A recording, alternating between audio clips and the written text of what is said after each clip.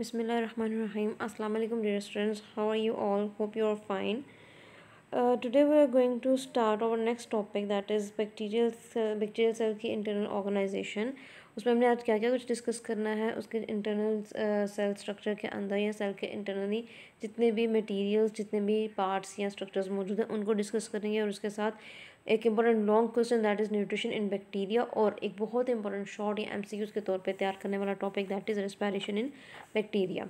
यहाँ पे आपके साथ मैंने बैक्टीरियल सेल की का स्केच कह रहे हैं, इसकी डायग्राम कह रहे हैं, आपके साथ शेयर की है, जो मैं आगे नेक्स्ट हर पार्ट के साथ एक एक करके ड्रॉ करती जाऊँगी। सबसे पहले बात करते हैं सेल मेम्ब्रेन की। जैसे कि हमने चैप्टर नंबर 4 में ऑर्गेनेलीज को, मेम्ब्रेन्स को, साइटोप्लाज्म वगैरह को डिस्कस किया था, उन्हीं बेसिक पॉइंट्स को हमने यहाँ पे डिस्कस करना है। जस्ट यूकैरियोटिक सेल और प्रोकैरियोटिक सेल, यानी कि यूकैरियोट्स और प्रोकैरियोट्स के बेस पे डिफरेंस देखते जाना है। सेल मेम्ब्रेन कहाँ पे प्रेजेंट होती है? लाइक प्लांट सेल्स, ये सेल वॉल के नीचे प्रेजेंट होती है, बीनीथ द सेल वॉल होती है, बहुत थिन होती है, डेलिकेट होती है, बहुत फ्लेक्सिबल होती है, पूरे के पूरे साइटोप्लाज्म को सराउंड करती है। बैक्टीरियल सेल्स के केस में सेल मेम्ब्रेन को ज़रा सा भी नुकसान हो, किसी भी वजह से ये डैमेज हो, तो ऑर्गेनिज्म यानी कि बैक्टीरिया की डेथ हो सकती है। इसके अंदर स्टीरोल्स नहीं होते, जैसे कि कोलेस्ट्रॉल वगैरह हैं। अगर हम यूकैरियोटिक सेल्स की सेल मेम्ब्रेन की बात करें तो हमने बताया था उसमें कि उनकी सेल मेम्ब्रेन के अंदर स्टीरॉइड्स यानी स्टीरोल्स मौजूद होते हैं, जबकि प्रोकैरियोटिक सेल्स की सेल मेम्ब्रेन में स्टीरोल्स मौजूद नहीं होते। तो यही इसका बेसिक डिफरेंस है प्रोकैरियोटिक और यूकैरियोटिक के बेस पे। फंक्शन इसका क्या है? ये प्रोटीन्स के, न्यूट्रिएंट्स के, इलेक्ट्रॉन्स, शुगर, ये जिस तरह के जितने भी दूसरे मॉलिक्यूल्स हैं, मटेरियल्स हैं या मेटाबोलाइट्स हैं, उनकी ट्रांसपोर्ट को रेगुलेट करते हैं। उसके अलावा इसके अंदर रेस्पिरेटरी मेटाबॉलिज्म के लिए जो एंजाइम्स रिक्वायर्ड होते हैं वो भी सेल मेम्ब्रेन में ही प्रेजेंट होते हैं, यानी कि बैक्टीरिया ने जब रेस्पायर करना है, जिस तरह की भी रेस्पिरेशन इसके अंदर होनी है, उसके लिए जो एंजाइम्स रिक्वायर्ड होंगे उस प्रोसेस के लिए, वो सेल मेम्ब्रेन के अंदर मौजूद होते हैं।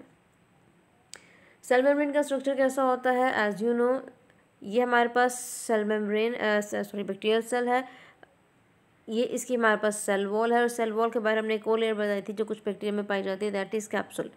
तो सेल मेम्ब्रेन कहाँ पे प्रेजेंट है? सेल वॉल के नीचे प्रेजेंट है। This one is the cell wall, और दिस वन जिसको मैंने एरो में किया है, this is a cell membrane. इसी तरह से आगे बात करते हैं नेक्स्ट पार्ट की, दैट इज़ सेल मेम्ब्रेन से आगे जो होगा, जो सेल मेम्ब्रेन के अंदर आता है, that will be cytoplasmic matrix. Plasma membrane और न्यूक्लियोइड, यानी कि जो बैक्टीरिया का डीएनए है, उसके दरमियान में जो मटीरियल या सब्सटेंस प्रेजेंट होता है उसको आप साइटोप्लाज्मिक मैट्रिक्स कहते हैं। यानी कि प्लाज्मा मेम्ब्रेन उसके अंदर जितनी भी चीज़ें मौजूद होती हैं वो प्रोटोप्लास्ट या प्रोटोप्लाज्म में आती हैं। Cytoplasmic matrix is the major part of protoplast. इसकी कंसिस्टेंसी जो है वो जेल लाइक होती है, यानी कि इसका जो गाढ़ापन है वो जेल लाइक होता है। इस साइटोप्लाज्मिक मैट्रिक्स के अंदर स्मॉल मॉलिक्यूल जो है वो रैपिडली मूव करते हैं, लेकिन जो लार्ज सेपरेट स्ट्रक्चर्स हैं, लाइक क्रोमेटिन हो गया, न्यूक्लियर बॉडी हो गई, क्रोमेटिन या न्यूक्लियर बॉडी यानी कि जो डीएनए वाला पोर्शन होगा, राइबोसोम्स, मीजोसोम्स और ग्रैन्यूल्स वगैरह मौजूद होते हैं। प्रोकैरियोटिक सेल्स का हमने पहले भी डिस्कस किया था कि प्रोकैरियोटिक सेल्स के अंदर, यानी कि उसके साइटोप्लाज्मिक मैट्रिक्स में किसी भी तरह की मेम्ब्रेन बॉन्डेड ऑर्गेनेल्स नहीं होती, इवन साइटोस्केलेटन भी, स्पेशली जो माइक्रोट्यूब्यूल्स हैं वो इनके अंदर मौजूद नहीं होती। नेक्स्ट बात करते हैं न्यूक्लियोइड की। बैक्टीरिया के अंदर एक ही क्रोमोसोम होता है, और मोस्ट ऑफ द केसेस ये भी कहा जाता है कि इसके अंदर कोई प्रॉपर क्रोमोसोम्स नहीं होते, बहुत ज़्यादा क्रोमोसोम्स होते हैं, एक ही क्रोमोसोम होता है, न्यूक्लियर मेम्ब्रेन नहीं होती है।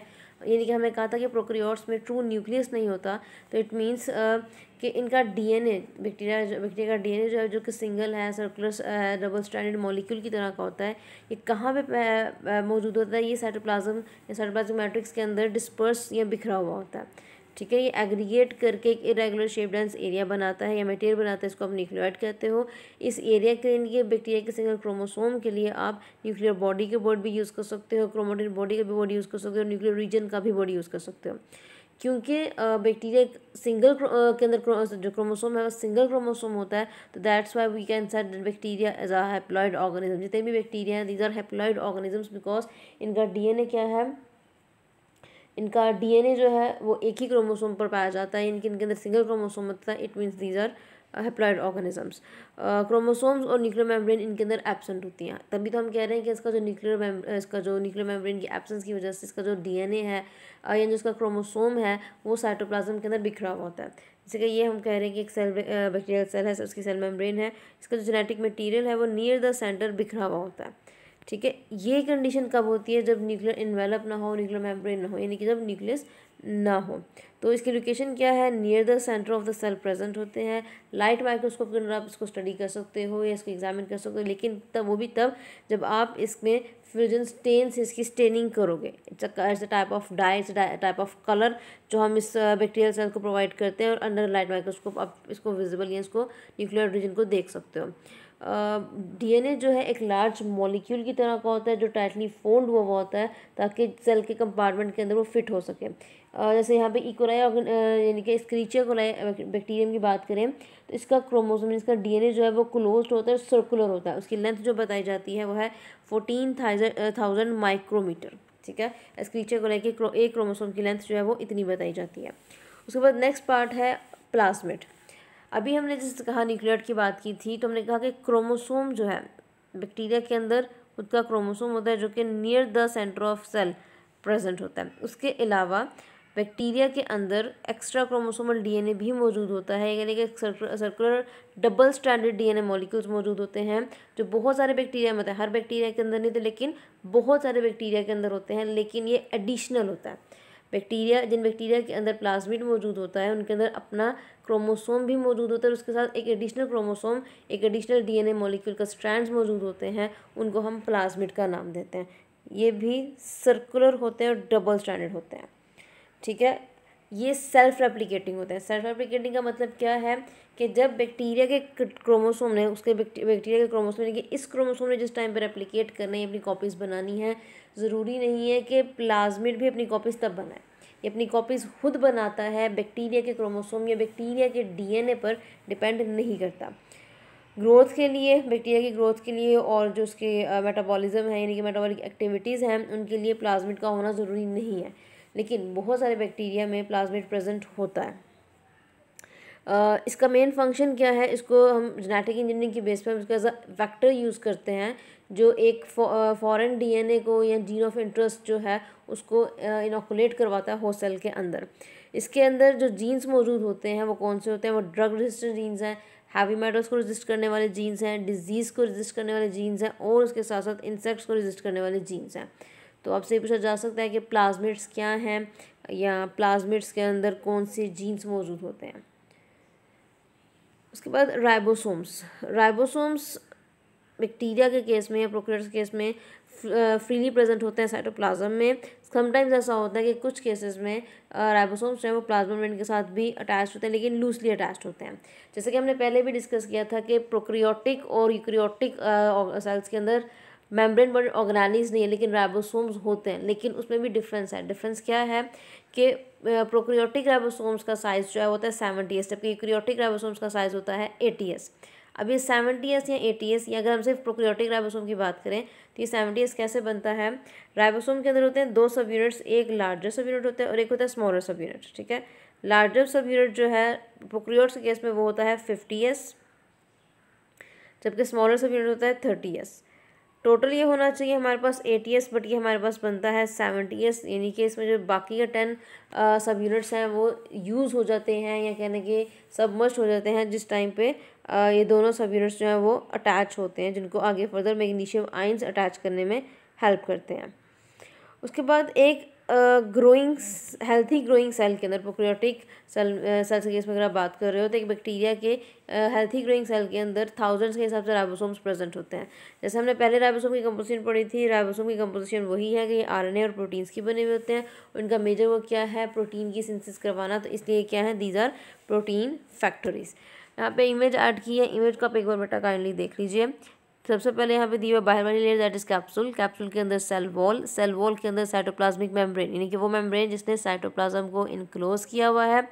उसके बाद आपके पास आ जाएगा साइटोप्लाज्म के अंदर क्रोमोसोम्स, राइबोसोम्स, इनक्लूजन्स, यानी कि जो आप कह सकते हो जो ग्रैन्यूल्स होते हैं, जो स्टोरेज बॉडीज़ होती हैं जिसके अंदर वेस्ट मटेरियल स्टोर होता है या बेनिफिट मटेरियल जो है वो स्टोर किया जाता है। उसके बाद this one is pilus and the last one is flagella. Next बात करते हैं मीसोसोम्स की। बैक्टीरियल सेल मेम्ब्रेन जो है वो अंदर की तरफ इन्वेजिनेट होती है। ठीक है, सेल मेम्ब्रेन जो है वो अंदर की तरफ साइटोप्लाज्म की तरफ इन्वेजिनेट यानी कि अंदर की तरफ धुसती है, जिससे एक स्ट्रक्चर बनता है, उसको हम कहते हैं मीसोसोम्स।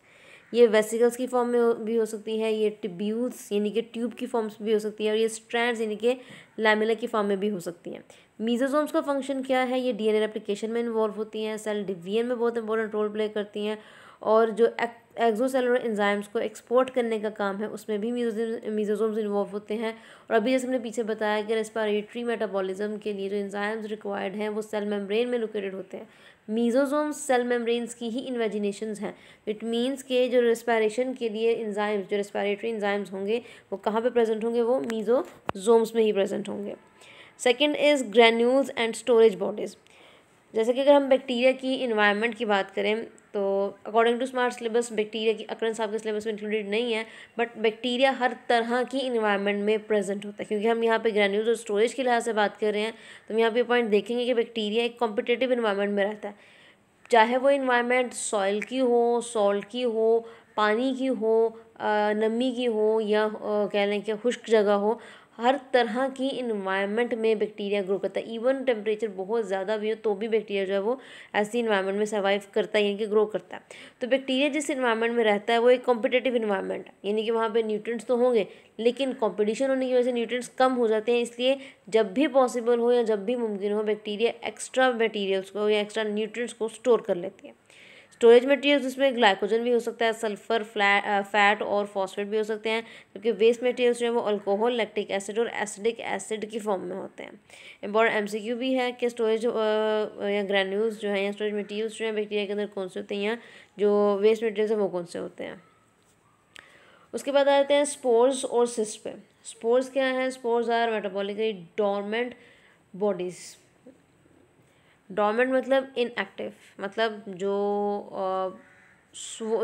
वो हिस्सा या स्पोर वो स्ट्रक्चर होगा जो सो गया होगा।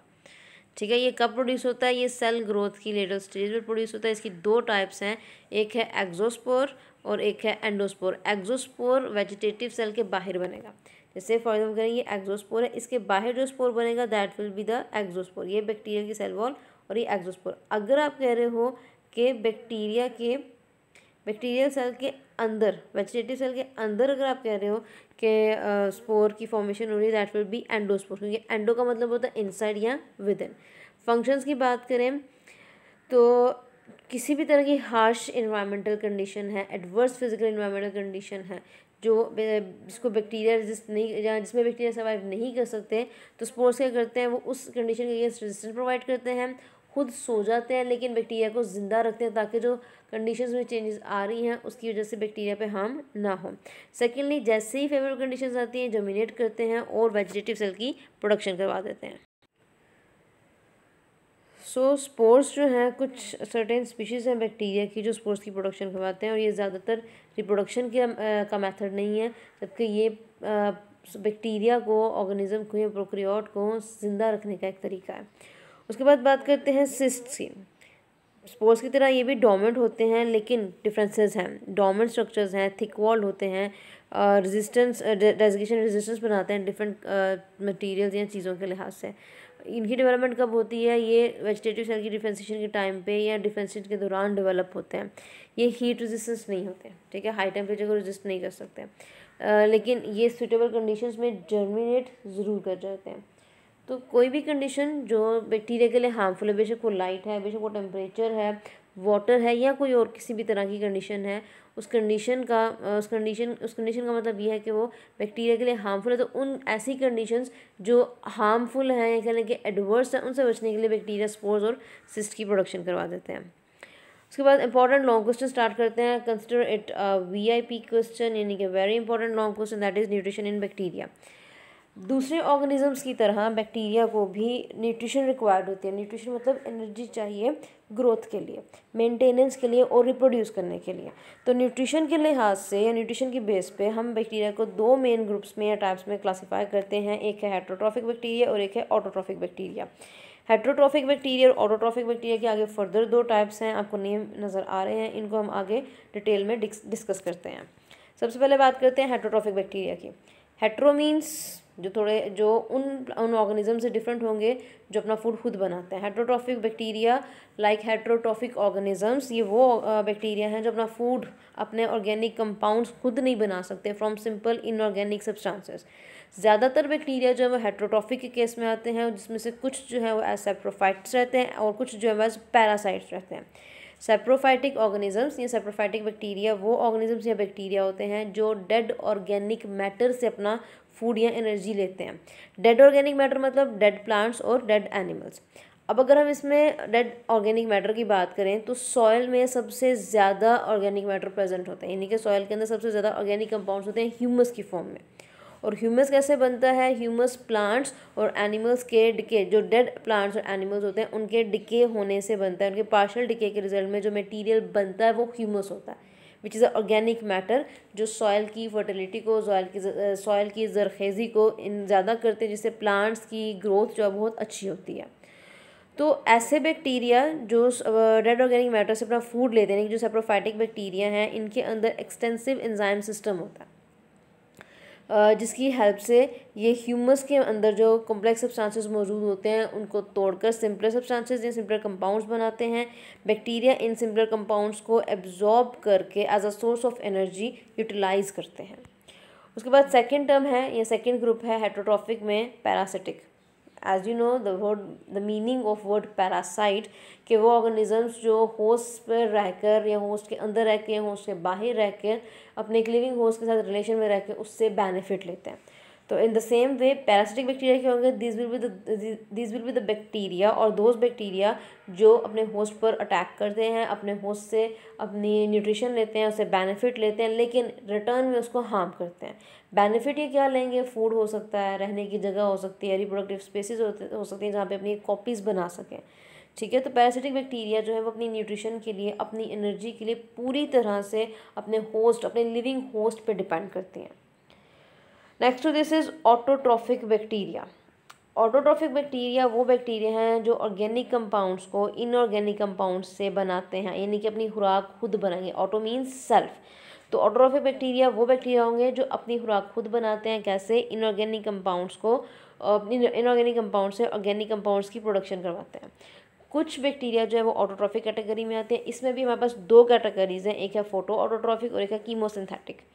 फोटो ऑटोट्रॉफिक वो बैक्टीरिया जो फोटो यानी कि लाइट की प्रेजेंस में by the process of photosynthesis अपना फूड, अपनी खुराक बनाते हैं।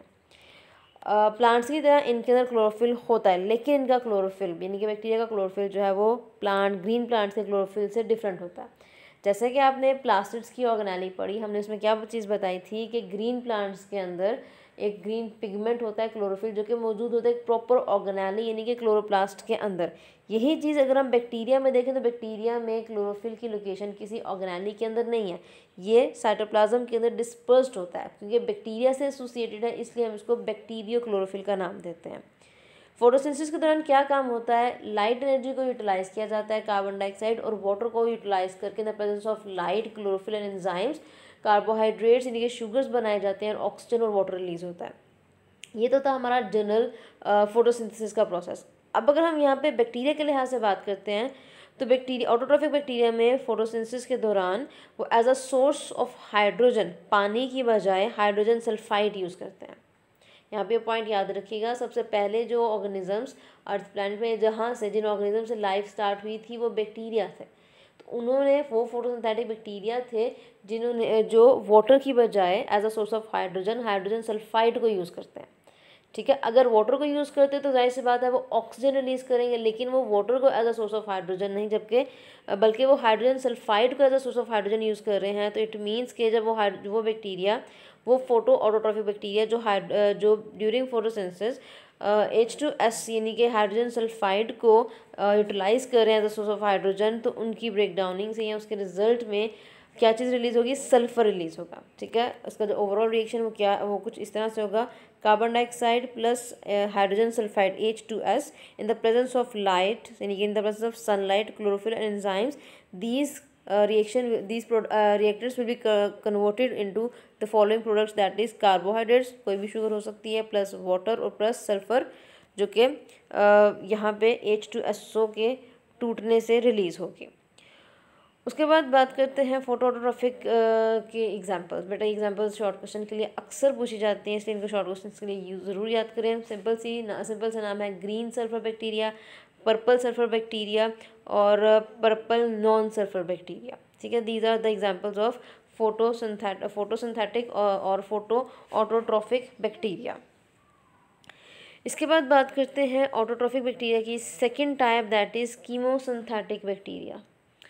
कीमोसिंथेटिक बैक्टीरिया कौन से बैक्टीरिया होते हैं? ये वो बैक्टीरिया हैं जो अपनी एनर्जी खुद यानी एनर्जी ये किसी न किसी तरह से लेते हैं, लेकिन किसी डेड डिकेइंग मैटर से नहीं, किसी लिविंग होस्ट से नहीं। ये बेसिकली इनऑर्गेनिक कंपाउंड्स जैसे नाइट्राइट्स हो गए, नाइट्रेट्स हो गए, फेरस आइंस हो गए, सल्फर आइंस हो गए या अमोनिया आइंस हो गए, इस तरह के जितने भी ऑर्गेनिक कंपाउंड्स हैं उनको ऑक्सीडाइज करके उनसे एनर्जी लेते हैं। ठीक है, जिसको ये सिंथेटिक रिएक्शंस के दौरान या सिंथेटिक रिएक्शंस के लिए यूटिलाइज करते हैं। जैसे नाइट्रीफाइंग बैक्टीरिया, जो नाइट्रोजन साइकिल में जो नाइट्रीफाइंग बैक्टीरिया इन्वॉल्व होते हैं, दोज आर कीमोसिंथेटिक बैक्टीरिया। ठीक है, वो अमोनिया को अमोनिया माइंस को नाइट्राइट्स को नाइट्रेट्स में कन्वर्ट करते हैं। और वो किस लिए कन्वर्जन करवाते हैं? एनर्जी लेने के लिए, जिस एनर्जी को उन्होंने सिंथेटिक रिएक्शंस में यूटिलाइज करना है। Last topic that is respiration in bacteria. Respiration की बेस पे हम बैक्टीरिया को 4 मेजर ग्रुप्स में क्लासीफाई करते हैं, दैट इज़ एरोबिक बैक्टीरिया, वो बैक्टीरिया जो ऑक्सीजन की प्रेजेंस में ग्रो करेंगे, for example Pseudomonas. Anaerobic bacteria, वो बैक्टीरिया जो ऑक्सीजन की एब्सेंस में ग्रो करेंगे, उसमें एग्जांपल आती है स्पायरोशीट की। और फैकल्टेटिव बैक्टीरिया, वो बैक्टीरिया जो या तो ऑक्सीजन की प्रेजेंस में ग्रो करेंगे या ऑक्सीजन की एब्सेंस में ग्रो करेंगे, एस्केरिचिया कोलाई, ई कोलाई कहते हैं उसको। Last one micro aerophilic bacteria, sorry for the mistake, it's not microbe, it's micro aerophilic. Micro aerophilic bacteria वो बैक्टीरिया हैं जिनको ऑक्सीजन रिक्वायर है लेकिन बहुत कम मिकदार में रिक्वायर है, ऐसे बैक्टीरिया को हम माइक्रो एरोफिलिक बैक्टीरिया कहते हैं। और एग्जांपल के बेस पर अगर आपको बताया जाए तो these will be campylobacter bacteria.